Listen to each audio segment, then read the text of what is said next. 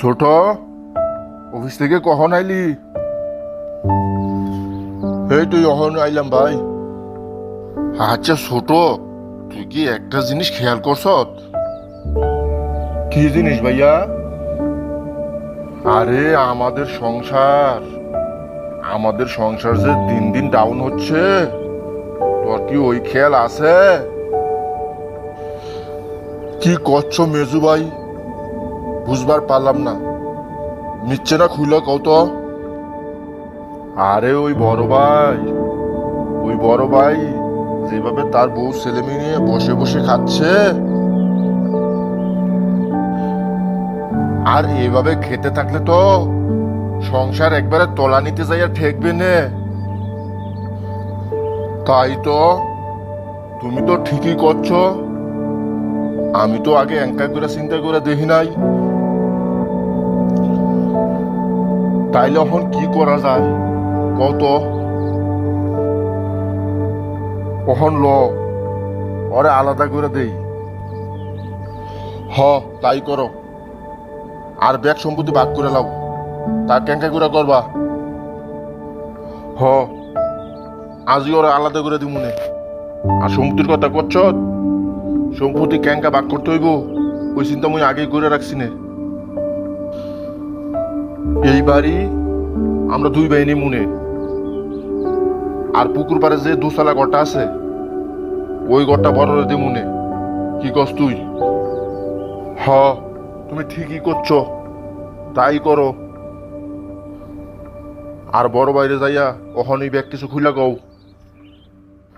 হ, মুই ওখানেই যাচ্ছি। বাহ, ভালোই তো। ভালো না? এভাবে বসে বসে খেতে পারলে কাম কাজ করার দরকারটা কি? আরে মেজু, তুই এসব কি করছ? আমি বসে বসে খাচ্ছি, তুই এঙ্কা কথা কইতে পারলি? আরে, তোরা দুইজন যখন ছোট ছিলি তখনই বাবা মারা যায়। আর তোরা দুই ভাইয়েরে আমি কত কষ্ট কইরা কোলে পিঠে কইরা মানুষ করলাম, লেখাপড়া শিখাইয়া বড় করলাম। আমার চাকরি জীবনের ব্যাগ টাকা তো তোদের পিছই খরচ করলাম। আর তুই হন করছত আমি নাকি বসে বসে খাই। হ, তুমি আমগুলোকে কি করছ মুই ব্যাগ কিছু জানি নে। ওহন আমরা আলাদা হয়ে যামু নে, ব্যাগ সম্পত্তি ভাগ করো। হ, এই কথা তো কেঙ্কা করে ভাগ করবি তোরাই কর। অহন আমরা যেই বাড়িতে থাকি আমি আর ছোট এই বাড়ি নিমুনে, আর পুকুর পাড়ে যেই গোটা আছে ওই গোটা তুমি নেও নে। আরে, তোরা দুইজন যে এই বাড়ি নিবি, এই বাড়ি তো আমার পেনশনের টাকা দিয়েই বানানো। এই বাড়ি যখন বানাইছ আমি আর ছোটই তো ব্যাগ টাকা দিছি। আর পেনশনের কথা করছ, ওই টাকা তো তোমার ছেলে মেয়ে নিয়ে কবেই খাইয়া পালাইছ।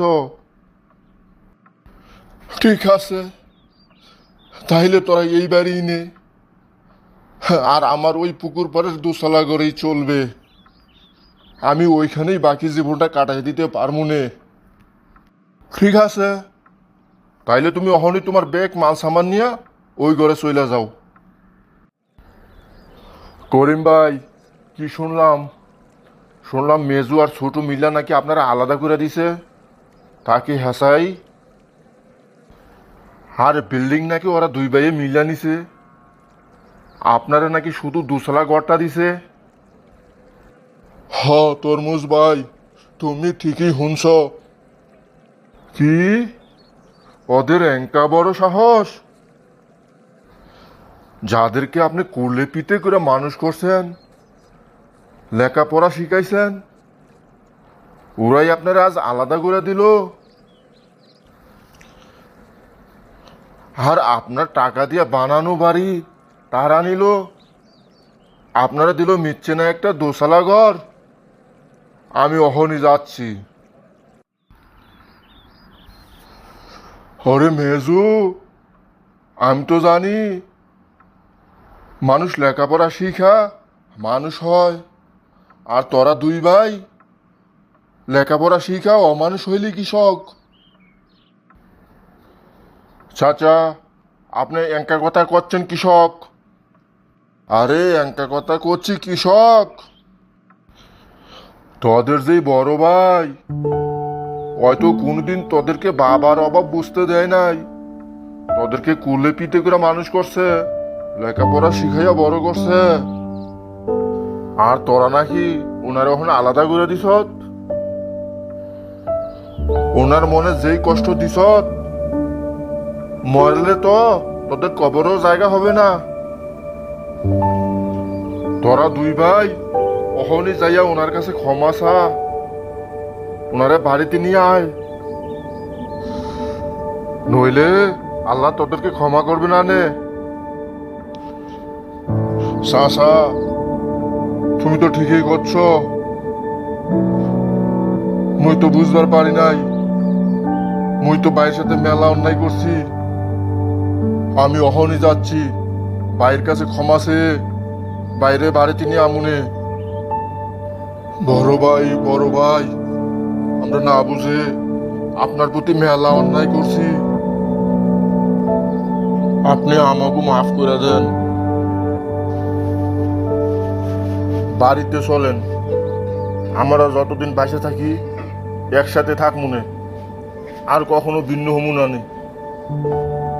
আরে মেজু, এঙ্কা করে কচ্ছত কৃষক, আমি তোদের উপর কোনো রাগ করিনি। তোরাই তো আমার সব, তোর উপর রাগ করে কি আমি থাকতে পারি রে? চল বাড়িতে চল।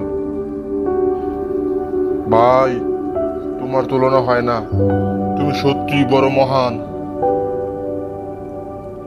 Thanks for watching our video. Please subscribe our channel.